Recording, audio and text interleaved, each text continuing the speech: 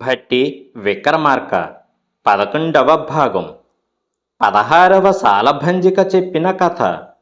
విక్రమార్కుడు రాజ్యపాలన చేస్తున్నాడు.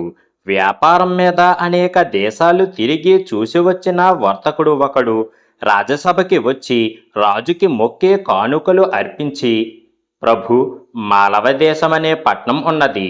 దానిలో కమలరేఖ అనే వేశ్య ఉన్నది. దాని వద్దకు వెళ్ళే పురుషుడు రాత్రికి 100 వరహాలు ఇవ్వాలి. వింతేమిటంటే దానింటికి రాత్రిపోయిన వారు తెల్లారేటప్పటికి మరణిస్తారు. ఇంతవరకు 1000 మంది మరణించారు, కానీ ఆ మాయ తెలుసుకోగలిగిన వారు లేరు. నేను చూసిన అద్భుత విషయం అది అని చెప్పేసరికి విక్రమార్కుడు ఆశ్చర్యపోయి ఆ వృత్తాంతం స్వయంగా పరీక్షించాలని రాజ్యం భట్టికి అప్పగించి తాను ఆ ఊరు వెళ్ళాడు. తాను విన్నది నిజమే అని తెలుసుకొని రాత్రి పడకకి తాను వస్తున్నట్లు వేశ్యకి కబురు ధనము పంపించాడు. తన వద్దకు గొప్పవాడు రాబోతున్నాడని కమలరేఖ చక్కని ఏర్పాట్లు చేసి చక్కని భోజనం పెట్టి శయ్య మందిరానికి చేరింది. కొంతసేపు సుఖించాక వేశ్య అలసి సొలసి నిద్రపోయిన అతను మాత్రం మేలుకొనే ఉండిపోయాడు.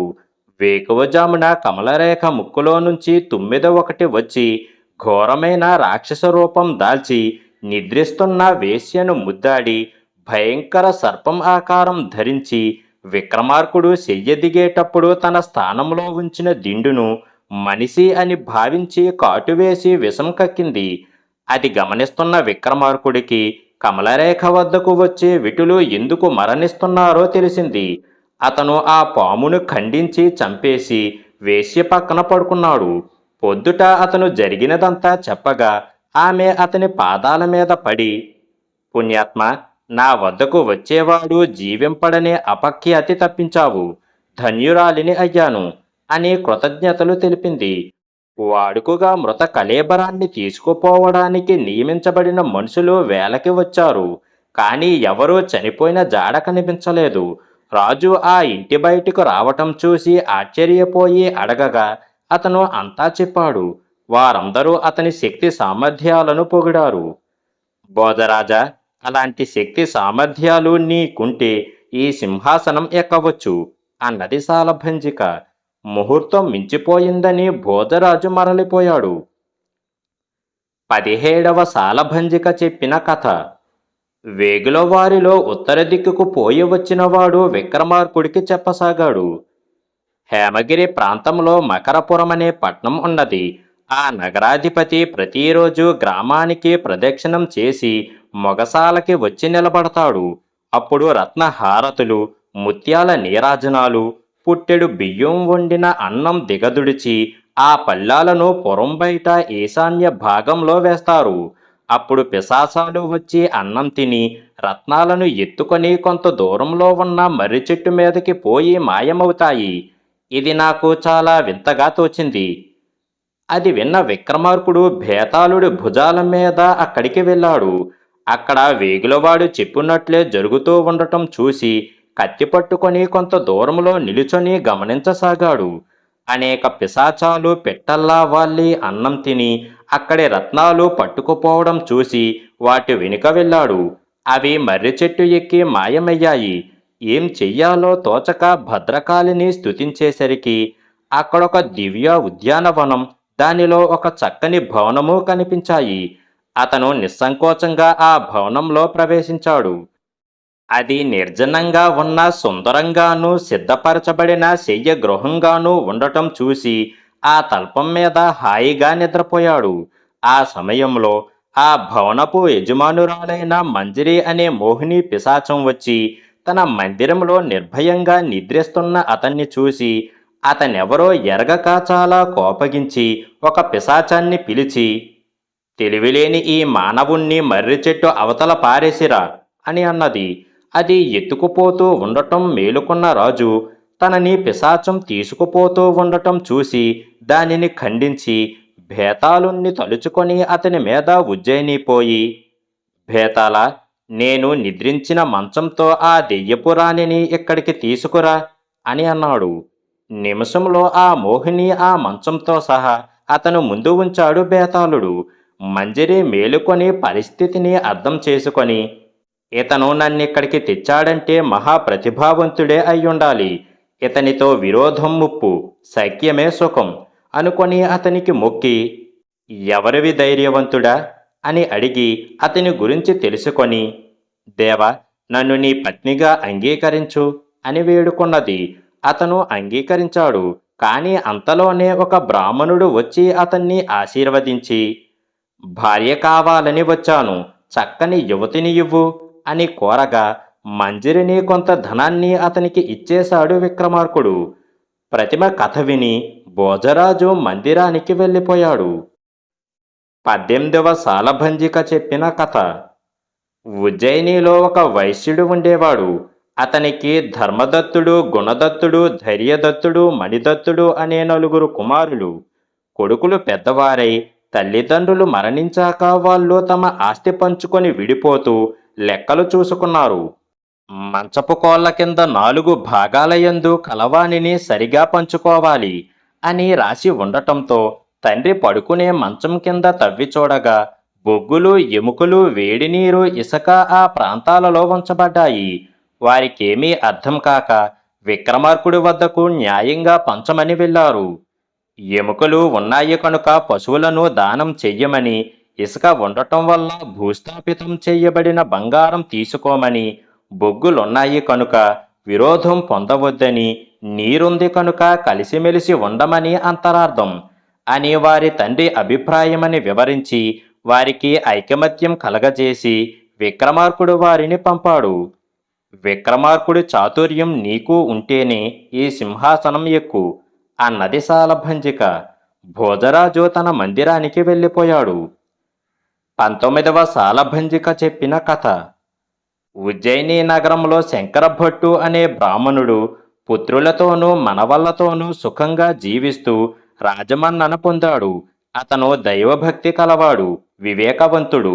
కొడుకులు పెద్దవాళ్ళయ్యి కుటుంబం చక్కబెట్టుకోగలగగానే అతను అంతా వారికి వదిలి తీర్థయాత్రలకు బయలుదేరి ఎన్నో క్షేత్రాలు చూసి వస్తూ ఉంటే శృంగారపురం అనే పట్నం తగిలింది. అక్కడొక గొప్ప దేవాలయం, దాని ముందు జనం గుంపు కూడటం చూసి అక్కడికి వెళ్ళాడు. ఒక పెద్ద గంగాళంలో నూనె మరుగుతూ ఉంటే చుట్టూ రాజుద్యోగులు నిలబడి చూస్తున్నారు. శంకరభట్టి అదేమని అడగగా దానికి వారు, ఈ పట్నం రాజుకి చాలా అందగత్తె విద్యావతి అయిన కూతురు ఉన్నది. ఆమెకు యుక్త వయసు వచ్చిందని రాజు వివాహం తలపెట్టగా అప్పుడు ఆమె, నా వ్రతానికి భంగం కలగకుండా సలసల కాగుతున్న నూనె గంగాళంలో ఎవడు నిస్సంకోచంగా దూకి జీవించి వస్తాడో అతన్నే తప్ప ఇతరులను పెళ్ళాడను అని అన్నది. రాజు అలాగే చెయ్యాలని ఆ విషయం పటాలు రాసి ఊరికి 4 వైపులా కట్టించాడు. మీరు చూడలేదు కాబోలు అని అన్నారు. అది విని, బాగు ఈ పని దేవుడు చెయ్యవలసిందే కాని మానవ మాతృడికి అసాధ్యం అని రాజు వద్దకు వెళ్ళి అతన్ని ఆశీర్వదించి తాను తెచ్చిన పుణ్యతీర్థాలు ఇచ్చి విక్రమార్కుడికి ఆ వృత్తాంతం వివరించాడు. రాజు వెంటనే అక్కడికి వెళ్ళి అందరూ ఆశ్చర్యంతో చూస్తూ ఉండగా తటాలున ఎగిరి నూనె గంగాళంలోకి దూకాడు. కాళికాదేవి అతనికి నూనె వేడిని సోకనివ్వకుండా చల్లబరిచి ఉంచడంతో అతను స్నానం చేసిన వాడిలా బయటకు వచ్చాడు. ఆ వార్త పురాధిపతికి తెలపగా రాజు అతను విక్రమాదిత్యుడని తెలుసుకొని తన రాజ్యాన్ని, కూతురిని అతనికి ఇవ్వబోగా ఆమెను వేదాంత శర్మకు ఇచ్చి వివాహం చేసి రాజ్యాన్ని ఇమ్మని తాను ఉజ్జయినికి వచ్చేశాడు. భోజరాజా, నీకెలాంటి సాహసము, ఔదార్యము ఉంటే సింహాసనం ఎక్కు అన్నది ప్రతిమ. ముహూర్తం మించిపోయిందని భోజరాజు తన మందిరానికి వెళ్ళిపోయాడు. 20వ ప్రతిమ చెప్పిన కథ. బేతాళుడు తాను చూసి వచ్చిన వింతను విక్రమార్కుడికి ఇలా చెప్పసాగాడు. చక్రపురమనే పట్నానికి రాజైన చతురుడు పాము కరిచి మరణించాడు. మహాపతివ్రత అయిన అతని భార్య సహగమనానికి ప్రయత్నిస్తూ ఉంటే అశేష ప్రజానికం ఆ విశేషం చూడటానికి మూగి ఉండగా ఇప్పుడే చూసి వస్తున్నాను. విక్రమార్కుడు ఆమెకు మేలు చెయ్యాలని వెంటనే అక్కడికి వెళ్ళి రాజు కళేబరాన్ని, ఆమెను చూసి కాళికాదేవిని స్మరించి పరాశక్తి ఇచ్చిన విభూతిని రాజు దేహంపై చల్లగా అతను నిద్రలో నుంచి లేచినట్లు లేచి విక్రమార్కుడు తనకి ప్రాణదానం చేశాడని తెలుసుకొని భార్యతో సహా అతని పాదాల మీద పడి తన రాజ్యాన్ని సమర్పించగా విక్రమార్కుడు అతనికి కృతజ్ఞతలకు సంతోషించి అతని రాజ్యాన్ని అతనికే ఇచ్చి వస్తూ ఉండగా తోవలో మరొక పట్నంలో రాజభటులు కొందరు ఒక రాజుని చేతులు వెనక్కి కట్టి అతను ఏడుస్తున్నా వదలకుండా లాక్కుపోసాగారు. తానెవరో చెప్పి అతని దుర్గతికి కారణమేమిటని విక్రమార్కుడు అడగగా అందుకతనికి ధైర్యం వచ్చి, మహాప్రభు, నేను దురావృతం అనే నగరానికి రాజుని. నాకు శత్రువులు ఎక్కువ. వాళ్ళు యుద్ధంలో నన్ను జయించలేక పాత్రుల్లా నటించి మాయా జూదంలో ఓడించి నా వాళ్ళందరినీ జైలులో పెట్టించి నన్ను కాలికి బలిచ్చేటట్లు ఆజ్ఞాపించారు.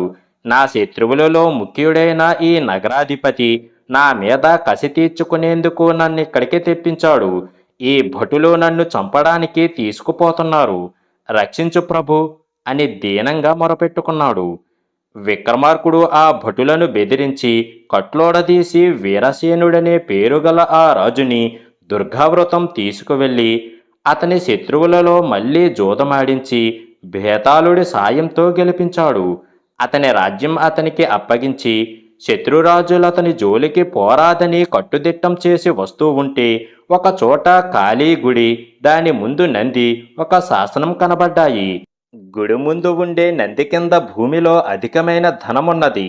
ఎవరైనా తన కంఠం తెంచుకొని కాలికి బలి అయితే అతని వారికి ఈ ధనం లభిస్తుంది అని శాసనం చదివిన విక్రమార్కుడు వీరసేనుడిని అక్కడికి రప్పించి అక్కడ లభించే ధనం తీసుకోమని తాను కాలికి బలి అవ్వడానికి సిద్ధపడగా కాళీ ప్రత్యక్షమై, వత్స, నేను సంతోషించాను. ఇక్కడి ధనం నీ ఇష్టప్రకారం చేసుకో అని మాయమయ్యింది. ఆ ధనాన్నంతటినీ వీరసేనుడికి ఇచ్చి విక్రమార్కుడు భేతాళుడిని ఎక్కి ఉజ్జయిని చేరుకున్నాడు. భోజరాజు ఆ వేళకి సింహాసనం ఎక్కకుండా మరలిపోయాడు. 21వ సాలభంజిక చెప్పిన కథ. విక్రమార్కుడు కొలువు చేసి ఉండగా ఇంద్రజాలికుడు వచ్చి ఏలినవారి ముందు నా విద్య ప్రదర్శిస్తానని ప్రార్థించగా దానికి రాజు సరే అని అన్నాడు. కొద్దిసేపటిలో వచ్చి ఆరంభిస్తాను అని అతను వెళ్ళిన తరువాత యువకుడు ఒకడు చక్కని దానితో వచ్చి, దేవా, ఇది నా భార్య. మేమిది వరకు చాలా దూరంలో ఒక పట్నంలో ఉన్నాము. మీ కీర్తి విని మీ వద్ద ఏదైనా ఉద్యోగం సంపాదించి కొలువు చెయ్యాలని భార్యతో సహా వచ్చాను. కరుణించి నన్ను తమ వద్ద నిలుపుకోండి అని ప్రార్థిస్తూ ఉంటే రణభేరి వినవచ్చింది. రాజసేవకుడు ఒకడు పరిగెత్తుకు వచ్చి, దేవా, ఎవరో శత్రువులు లెక్కకందని సేనతో మన పురాన్ని ముట్టడించారు అని విన్నవించాడు. విక్రమార్కుడు ఆశ్చర్యపోయి, శత్రువులు ముట్టడించారా?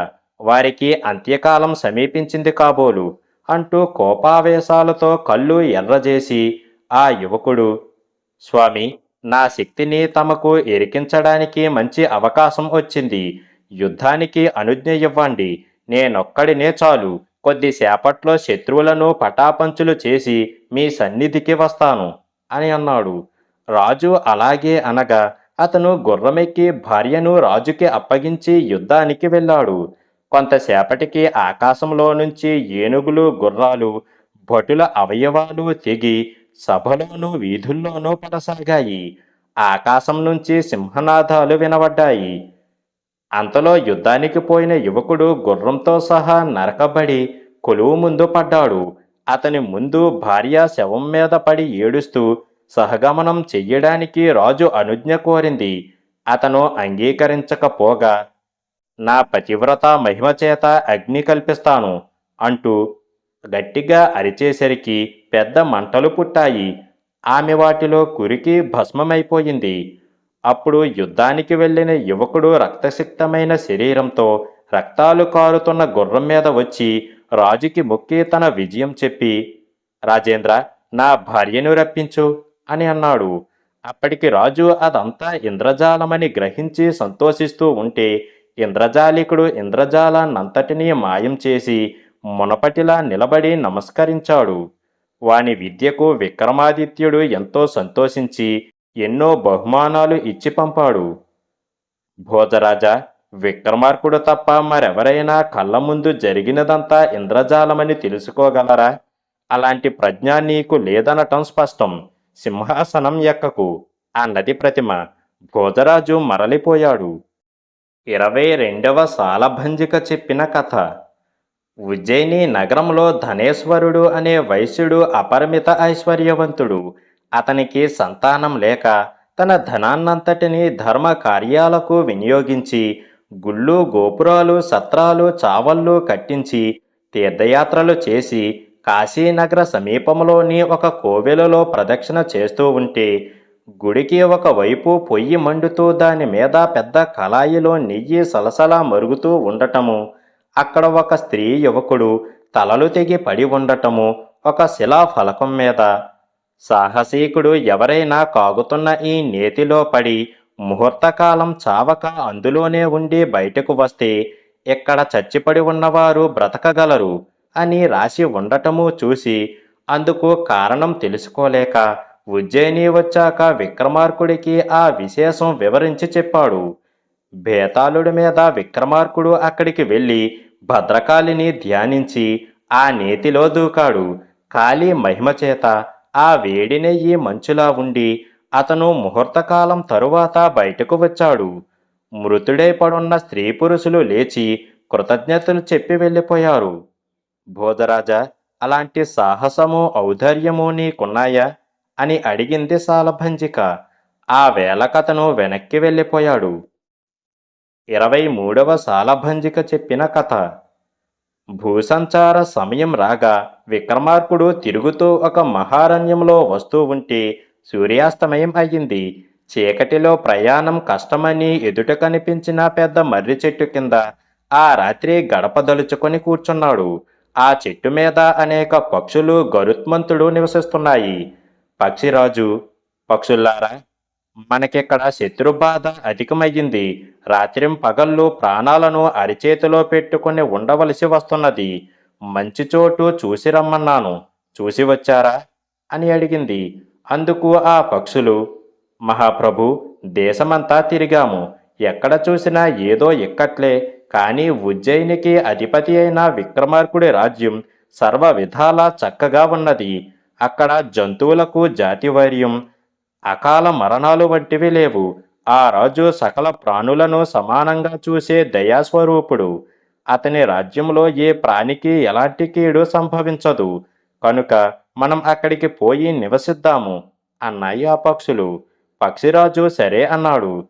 జంతుభాష తెలిసిన విక్రమార్కుడు ఆ మాటలు వింటూ పడుకున్నాడు. అరుణోదయం అయ్యింది. పులి ఒకటి తరుముకు రాగా ఆవు అతన్ని శరణుజొచ్చుతున్నట్లు వచ్చింది. అతను ఆ పులిని చంపి గోవును రక్షించడం చూసిన పక్షులు అతని వద్దకు వచ్చి ప్రార్థించి ఊరు పేరు అడిగి తెలుసుకొని, దేవ, ఈ అరణ్యంలో రాక్షసుడు ఒకడు ప్రతిరోజు లెక్కలేనన్ని పక్షులను చంపి తినిపోతున్నాడు. మేము ప్రాణభీతితో నిమిషము ఒక యుగంగా గడుపుతున్నాము. మమ్మల్ని రక్షించి పుణ్యం కట్టుకోండి అని మొరపెట్టుకున్నాయి. అతను ఆ రాక్షసుడిని చంపి ఆ విషయం గరుడుడికి చెప్పి నిర్భయంగా నివసించండి అని తన నగరం వచ్చేశాడు.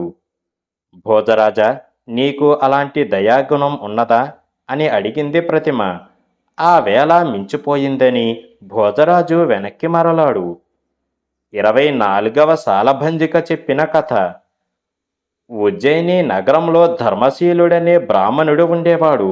అతను ఒక కార్యమును ఆశించి భద్రకాళి గురించి కడు నిష్ఠతో తపస్సు చెయ్యగా జగదీశ్వరి ప్రత్యక్షమై, విప్రవర్య, నీ తపస్సుకు మెచ్చాను.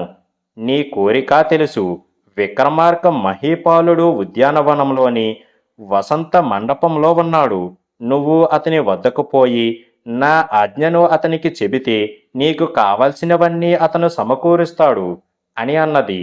ధర్మశీలుడు సంతోషంతో వినోద స్రవంగాలతో గడుపుతున్న విక్రమార్కుడు వద్దకు వెళ్ళి వేదమంత్రపూర్వకంగా ఆశీర్వదించి అక్షింతలు ఇవ్వగా భక్తితో తీసుకొని, విప్రోత్తమ, భద్రకాళి నిన్నిక్కడికి పంపడము, నువ్వు వచ్చిన కారణము తెలుసుకున్నాను. నీకు కావలసినవన్నీ ఇస్తాను అని విక్రమార్కుడు అతనికి ధనకనక వస్తువస్త్ర ఆభరణాలు మిక్కుటంగా ఇచ్చి సంతోషపరిచి పంపాడు. అతని బుద్ధి విశేషానికి బ్రాహ్మణుడు ఎంతైనా ఆశ్చర్యపోయి, నేనేమీ అడగకుండానే అతనే అన్నీ తెలుసుకొని నా కోరిక తీర్చాడు. ఇతను దైవాంశ సంభూతుడే. ఈ రాజు దీర్ఘాయువు కలిగి ఉండుగాక అని పొగుడుతూ వెళ్ళాడు. అలాంటి ఉత్తమ గుణం నీలో ఉన్నదా భోజరాజా అని అడిగింది సాలభంజిక. ముహూర్తం మించిపోయిందని భోజరాజు మరలిపోయాడు. 25వ సాలభంజిక చెప్పిన కథ. విజయధామం అనే నగరంలో బ్రహ్మదత్తుడనే బ్రాహ్మణుడికి సుశర్మ అనే పుత్రుడు ఉండేవాడు. అతను చదువు సంధ్యలు లేకుండా దుర్మార్గులతో తిరుగుతున్నాడని తండ్రి కోపగించి, సదాచారాలు పద్ధతులు వదిలి నిరక్షర కుక్షివై తిరిగే నీ ముఖం చూడను. నా వంశానికి నీ వల్ల అపఖ్యాతి కలుగుతున్నది. నువ్వు నా ఇంట్లో ఉండొద్దు, పో అని ఖచ్చితంగా చెప్పేశాడు. సుశర్మ ఇల్లు వదిలి విద్యాభ్యాసం చెయ్యాలనే ఆలోచనతో పోయిపోయి వింధ్యపర్వతం దగ్గర ఒక అగ్రహారంలో సూత్రజ్ఞుడు అనే పండితుణ్ణి ఆశ్రయించి అతని ద్వారా సకల కళలు శాస్త్రాలు నేర్చుకొని తన ఊరు తిరిగి వస్తూ ఉంటే జంబీరవనం అనే నగరం తగిలింది. ఆ నగరంలో ఒక వీధిలో ఒక ఇంట్లో మెరుపుతీగలాంటి అమ్మాయిని చూసి మోహపరవశుడు అయ్యాడు. పురజనులు, అయ్యా, దాన్ని జోలి పెట్టుకోకు, అది వేశ్య. దాని విటుగాడైన రాక్షసుడు ప్రతి రాత్రి దానింటికి వచ్చిపోతూ ఉంటాడు. అది చాలా మోసగత్తి. ఇక్కడి వారికి ఆమె సంగతి తెలుసు గనుక నీలాంటి కొత్తవారు వచ్చినప్పుడు తన వలలో వేసుకుంటుంది. వాడిని రాక్షసుడు తినేస్తాడు. విటుడైన రాక్షసుడికి బలి చెయ్యడానికి అది అలా ఆకర్షిస్తుంది. రాక్షసుడి భయం వల్ల దానిని ఎవరూ ఏమీ చెయ్యలేకపోతున్నారు అని హితువు చెప్పారు. సుశర్మ భయపడి విక్రమార్కుడి వైద్యోస్యం విని సన్మానం పొందటానికి ఉజ్జయిని చేరి అతన్ని ఆశీర్వదించి పాండిత్యం కనపరిచాడు. ఆ పాండిత్యం ఎక్కడ సంపాదించావని విక్రమార్కుడు అడగగా తన వృత్తాంతం చెప్పి జంబీరవనంలోని వేశ్య గురించి కూడా చెప్పాడు.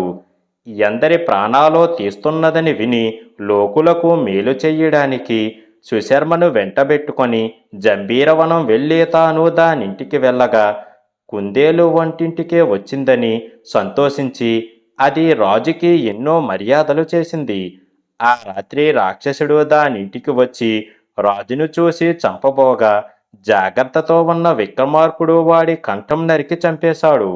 వేశ్య అతని పాదాల మీద పడగా ధర్మాత్ముడైన అతను ఆడదానిని చంపరాదని ఆమెకు సుశర్మకిచ్చి వివాహం చేసి తాను ఉజ్జయిని వచ్చేశాడు. భోజరాజా, అలాంటి ధైర్య సాహసాలు నీకుంటే సింహాసనం ఎక్కు అన్నది సాలభంజిక. అతను ముహూర్తం దాటిపోయిందని వెనక్కి వెళ్ళిపోయాడు. 26వ సాలభంజిక చెప్పిన కథ. మహాప్రభు, వింధ్యారణ్యంలో జీమూతత్రయమనే 3 పర్వతాలు ఉన్నాయి. వాటి మధ్య పురాతనమైన కాళికాలయం ఉన్నది. ఒక బ్రాహ్మణుడు ఆ గుడి ముందు గుండం కల్పించి చాలా కాలం నుంచి హోమం చేస్తూ పరాశక్తిని ఆరాధిస్తున్నాడు.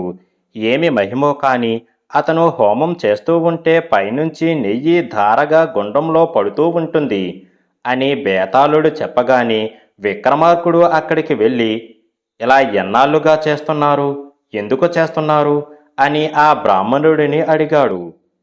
50 సంవత్సరాల నుంచి ప్రయత్నిస్తున్నాను, కానీ ప్రత్యక్షం కాలేదు అన్నాడు బ్రాహ్మణుడు. విక్రమార్కుడు స్నానం చేసి పరాశక్తిని పూజించి ధ్యానించాడు. అయినా ఆమె గోచరించలేదు. అతను కత్తి తీసి కంఠం తెగ నరుకుకోబోగా కాళీ ప్రత్యక్షమై, వత్స, సాహసింపకు, ఏం కావాలో అడుగు అని అన్నది. జనని, ఈ బ్రాహ్మణుడు ఎన్నో సంవత్సరాల నుంచి నిన్ను ఆరాధిస్తున్నా ఉపేక్షించడం న్యాయమా? భక్తి పరాధీనము కదా. అతని కోరికలు ప్రసాదించు, ఇదే నేను కోరేది అన్నాడు విక్రమార్కుడు. ఇతనెంతో కష్టపడి ఆరాధించిన మనశుద్ధి లేకపోవడం వలన నేను ప్రత్యక్షం కాలేదు. నీ పరోపకార చింతనకు చాలా సంతోషించి నీ కోసం ఇతని కోరికలు తీరుస్తాను అని కాళీ బ్రాహ్మణుడి కోరికలు తీర్చింది. బ్రాహ్మణుడు తనకు మేలు చేసినవాడు విక్రమార్కుడు అని తెలుసుకొని అతన్ని ఆశీర్వదించి వెళ్ళాడు. భోజరాజా, నీకంత పరోపకార చింత ఉంటేనే సింహాసనం అధిష్ఠించు అన్నది సాలభంజిక. ముహూర్తం దాటిపోయిందని భోజరాజు వెనక్కి వెళ్ళిపోయాడు. 27వ సాలభంజిక చెప్పిన కథ. ఉజ్జయినికి చాలా దూరంలో చంపక నగరంలో ధనదత్తుడనే వ్యాపారి దేశాలు ఎన్నో తిరిగి ఉజ్జయిని వచ్చి విక్రమార్కుణ్ణి దర్శించి వెలగల మణులు ఎన్నో కానుకలుగా ఇచ్చి నమస్కరించాడు. ఆ రత్నాలు చూసి ఆశ్చర్యపోయి, ఓ వైశ్యోత్తమ, నీ దగ్గర ఇలాంటి మణులు ఇంకా ఉన్నాయా అని రాజు అడగగా, నా ఇంట్లో ఉన్నాయి, కావాలంటే వెళ్ళి తెస్తాను అని అన్నాడతను. రాజు చెప్పగా అతను తన ఊరు వెళ్ళాడు. వర్తకుడు తిరిగి వస్తూ ఉంటే తోవలో గొప్ప ఏరు పొంగి దాటడానికి వీలు లేకుండా ప్రవహిస్తున్నది. నిండు ప్రవాహానికి దాటించడం ప్రమాదమని పడవ వాళ్ళు నిరాకరించగా రత్నాలను త్వరగా రాజుకు ఇవ్వాలని చెప్పాడు. అప్పుడు వారు, నువ్వు తెచ్చిన రత్నాలలో సగం ఇస్తే ప్రాణాలకు తెగించి పడవ నడుపుతాము అని అన్నారు. అతను అంగీకరించగా వారు ప్రయాస మీద దాటించారు. వర్తకుడు వేగంగా రాజు వద్దకు వచ్చి రత్నాలు ఇచ్చి తోవలో జరిగినది అతనికి చెప్పాడు. అతనికి ఆ మణుల ఖరీదంతా ఇచ్చేసి ఆ సమయంలో అక్కడ ఉండి చూసి మణులను కోరినందున ఒక విప్రుడికి ఆ మణులన్నీ ఇచ్చి పంపేశాడు. భోజరాజా, అలాంటి సుగుణ సంపన్నుడు అయితేనే నువ్వీ సింహాసనం మీద కూర్చోడానికి అర్హుడివి అని ఆ సాలభంజిక అనేసరికి భోజరాజు వెనక్కి వెళ్ళిపోయాడు. 28వ సాలభంజిక చెప్పిన కథ. ఉజ్జయినికి కొంత దూరంలో అడవితో నిండిన కొండ దిగువ ఒక బ్రాహ్మణుడి ఆశ్రమం ఏర్పరుచుకొని తపస్సు చేసుకునేవాడు.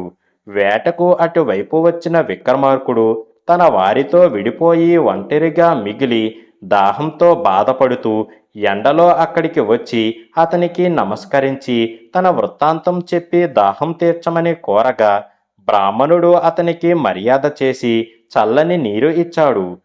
అంతలో పరివారం వచ్చి రాజుని కలుసుకున్నది. ఆ బ్రాహ్మణుడిని రాజు నగరానికి తీసుకువచ్చి ఎంతో ధనము ఎన్నో ఆభరణాలు ఇచ్చి పంపాడు. బ్రాహ్మణుడు అంతటితో పోక విక్రమాదిత్యుడి 7 ఏళ్ల కొడుకు ఆడుకుంటూ ఉంటే వాడిని తీసుకుపోయి దాచి వాడి ఆభరణం ఒకటి అమ్మ చూశాడు.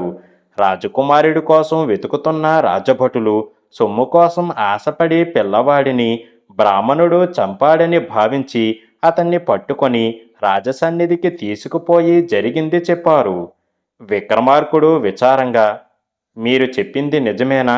బాలుణ్ణి చంపి వాడి సొమ్ము తీసుకున్నావా అని అడుగగా దానికి అతను, మహాప్రభు, నిజమే, ధనాశతో బుద్ధి చెడి అలా చేశాను, మీ చిత్తం వచ్చింది చెయ్యండి అని అన్నాడు.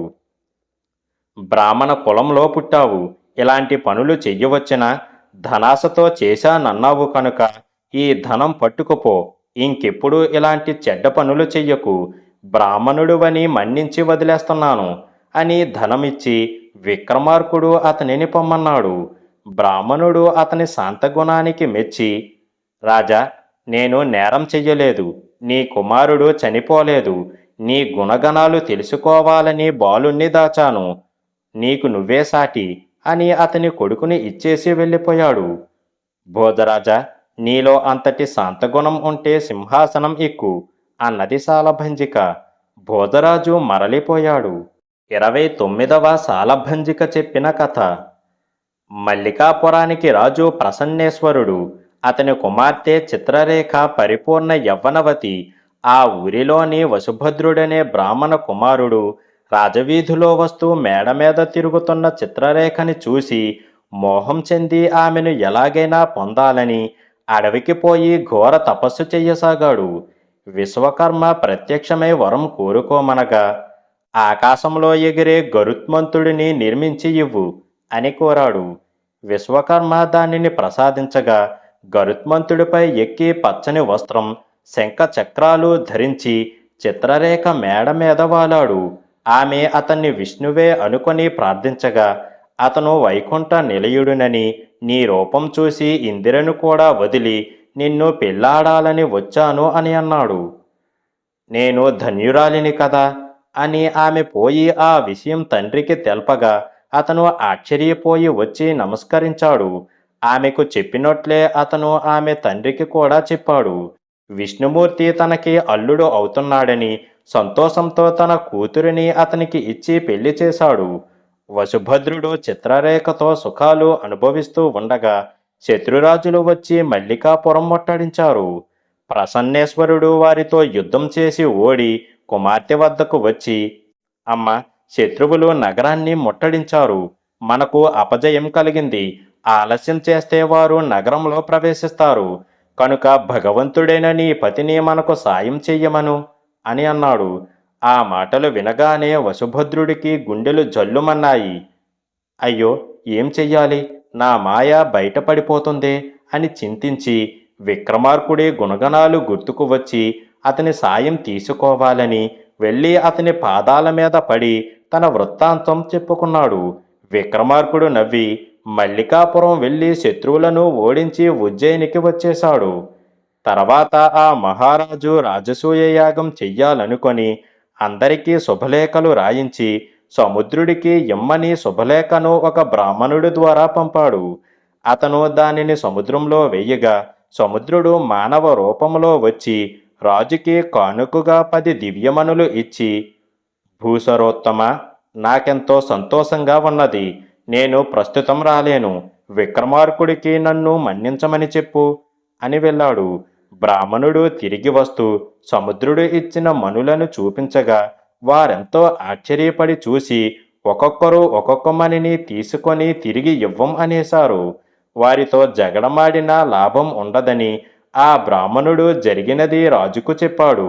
రాజు వారిని పిలిపించి యాగం అయ్యే వరకు ఆ మణులను ఉంచుకొని తర్వాత మరిన్ని రత్నాలు జతచేసి వారికి ఇచ్చేశాడు.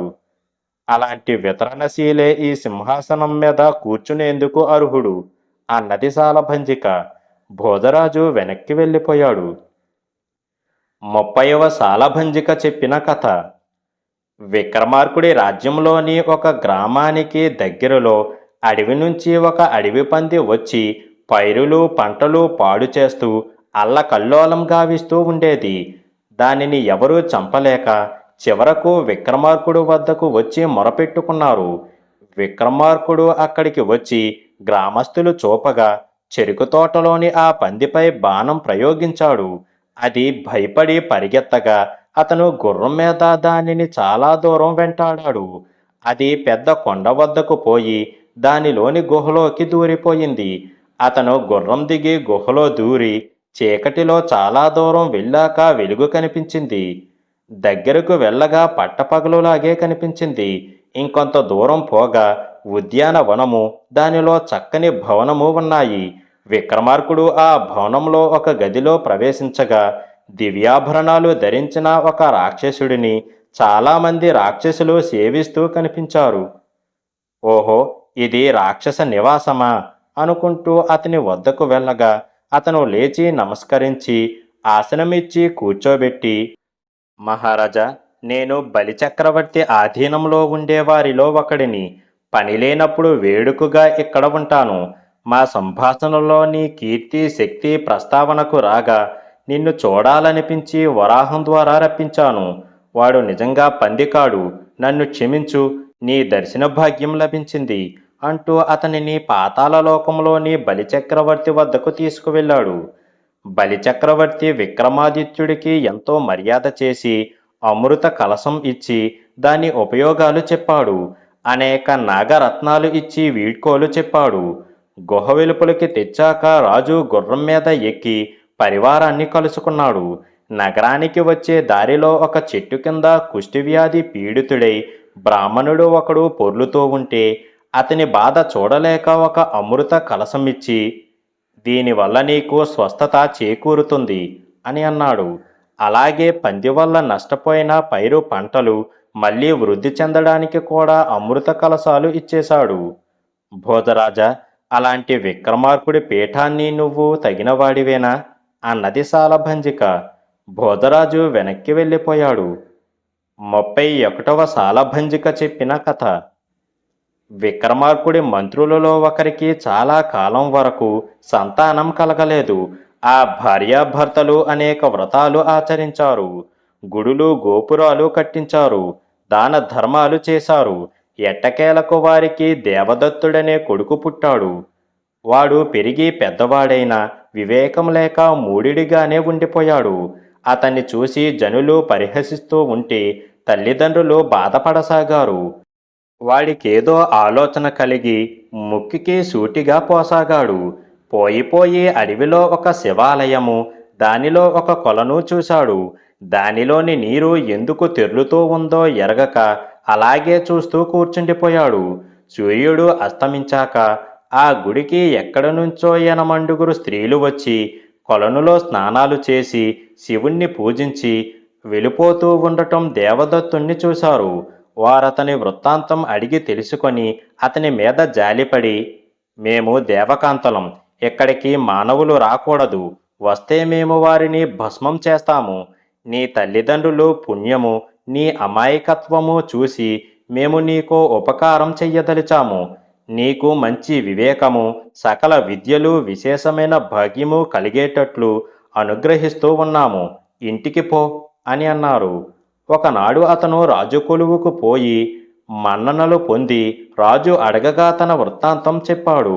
ఆ వింత చూడాలని విక్రమార్కుడు దేవదత్తుడిని తీసుకొని ఆ కొలనికి పోయి అతన్ని దూరంగా నిలబెట్టి తాను ఆలయంలో కాసుకొని ఉన్నాడు. దేవకాంతలు వచ్చి వెళుతూ ఉంటే విక్రమార్కుడు కూడా వారి వెంటపోయి కాగుతున్నట్లు తెరులుతున్న కొలను నీటిలో దుముకాడు. కాళీ ఉపాసకుడు కనుక అతనికి ఆ వేడి సోకలేదు. వారొక దివ్య వనంలో భవనాన్ని ప్రవేశించగా అతను వారి వెనకగా వెళ్ళాడు. అక్కడ ఎనమండుగురు సిద్ధపురుషులు యోగాసనంలో కూర్చొని ఉండగా వారికి నమస్కరించాడు. వేడినీటి కొలనులో పడి కూడా తమకి తెలియకుండా బతికి వచ్చిన అతన్ని మహాప్రభావం కలవాడని తలచారు.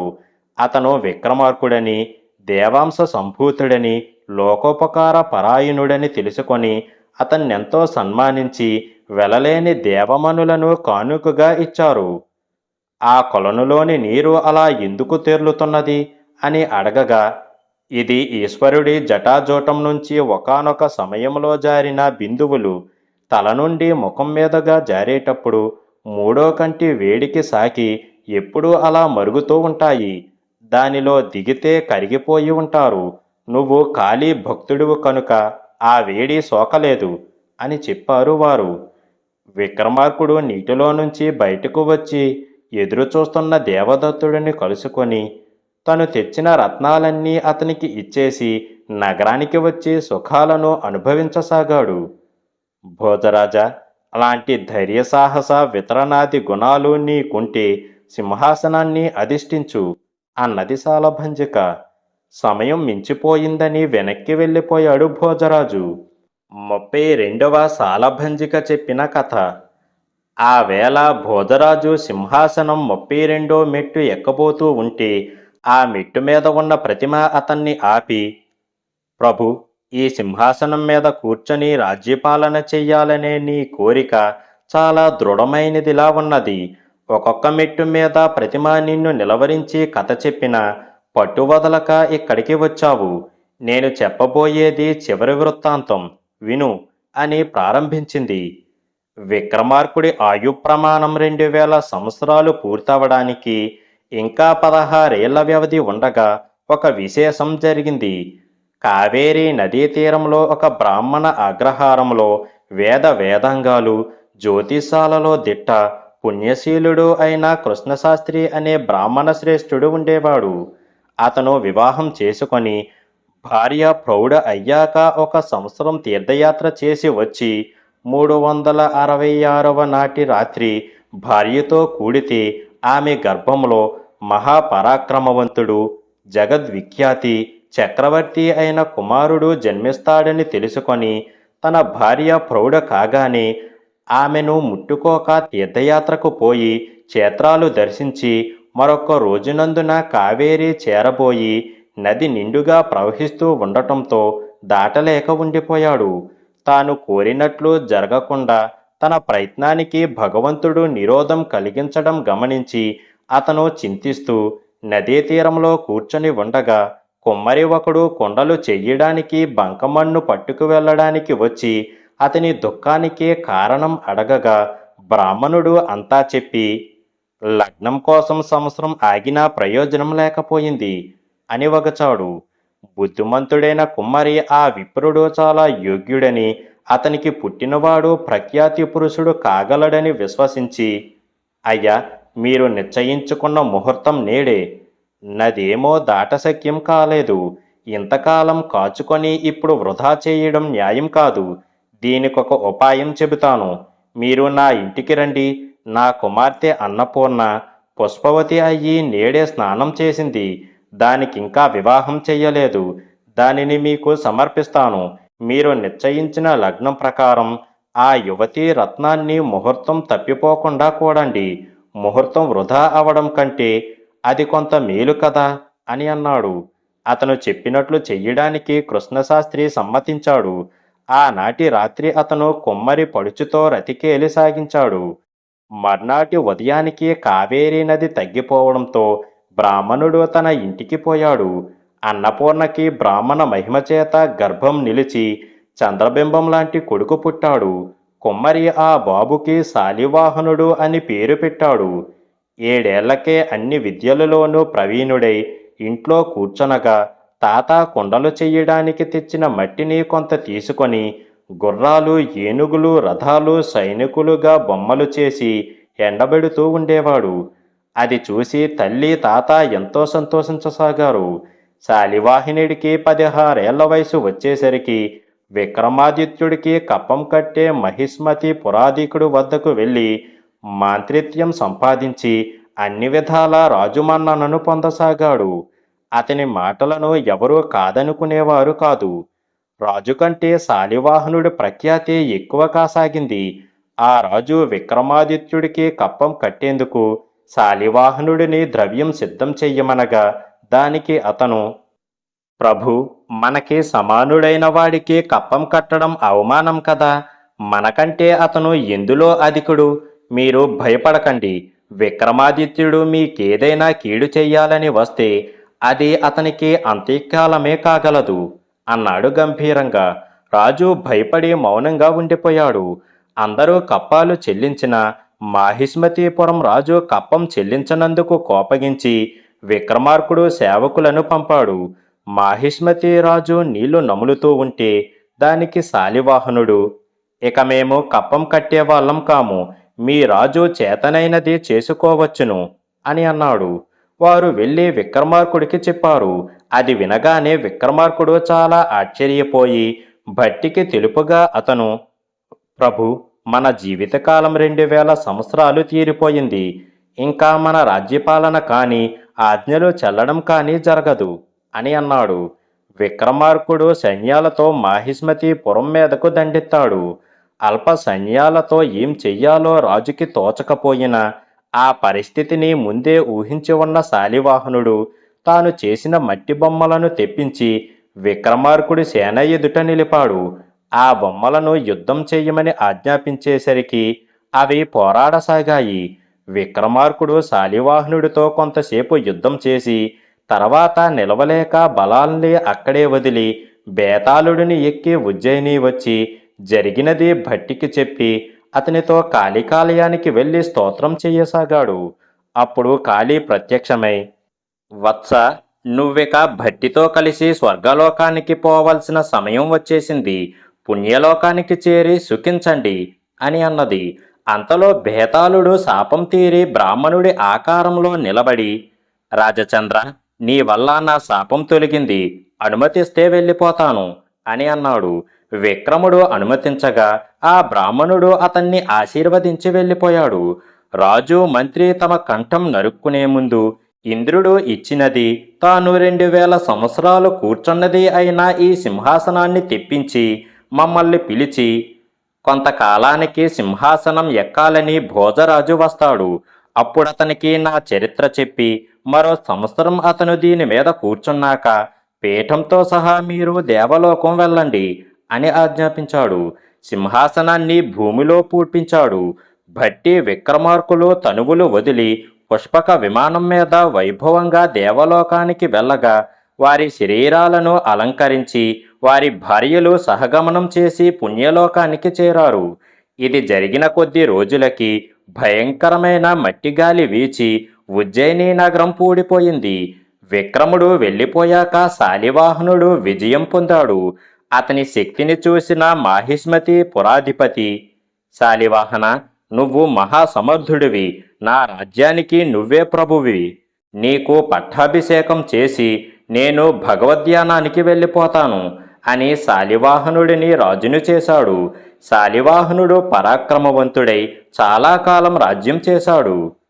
రాజశేఖర, ఉజ్జయినీపురం భూమిలో పూడుకుపోయిందని చెప్పాను కదా. దానికి దగ్గరలో బ్రాహ్మణ అగ్రహారం ఒకటి ఏర్పడింది. దానిలోని బ్రాహ్మణుడు ఉజ్జయిని నగరంలో ఉండే ప్రాంతాలలో చెట్లు బలిసిన ప్రాంతంలో కొంతమేర బాగు చేసి జొన్న చేను పెంచి పక్షులు తినకుండా తోలడానికి చేను నడుమ మంచి నిర్మించాడు.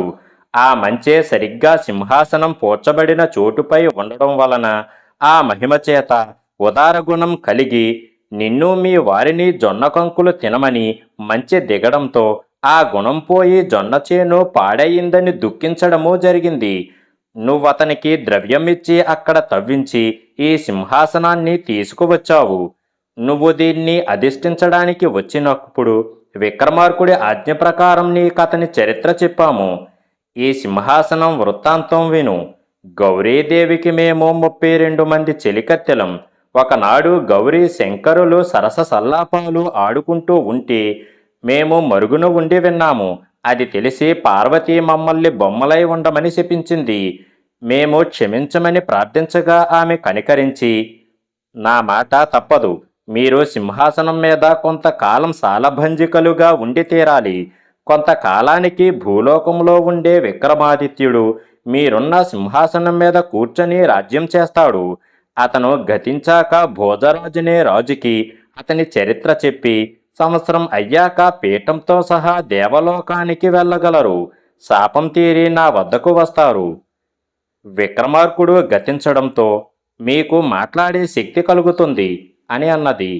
మేము సింహాసనం మెట్ల మీద వరుసగా రత్నాల బొమ్మలమై నిలిచాము. ఒకనాడు దేవేంద్రుడు కైలాసానికి రాగా శంకరుడు సింహాసనాన్ని అతనికి బహుమతిగా ఇచ్చాడు. దానిని తరువాత ఇంద్రుడు విక్రమార్కుడికి ఇచ్చాడు. తర్వాత దానిని నువ్వు తెచ్చావు. ఇది మొదలు 1 సంవత్సరం వరకు దీని మీద కూర్చొని రాజ్యపాలన చేసి నీ కోరిక తీర్చుకో అన్నది ఆ సాలభంజిక. భోజరాజు పరమానందపడి దాని మీద కూర్చొని ఏడాది పాటు భూమిని పాలించాడు. గడువు తీరగానే, ఓ రాజా, మా శాపం తీరే సమయం వచ్చింది, ఇంక మేము స్వర్గానికి పోతాము అంటూ పక్షుల్లా ఎగురుతూ పీఠంతో సహా ఆ ప్రతిమలు సింహాసనాన్ని ఇంద్రలోకానికి తీసుకుపోయాయి. ఆ అద్భుతం చూసి అందరూ ఆశ్చర్యపోయారు. భోజరాజు మహావైభవంతో చిరకాలం రాజ్యం చేశాడు. ఇంతటితో ఈ కథ అయిపోయింది.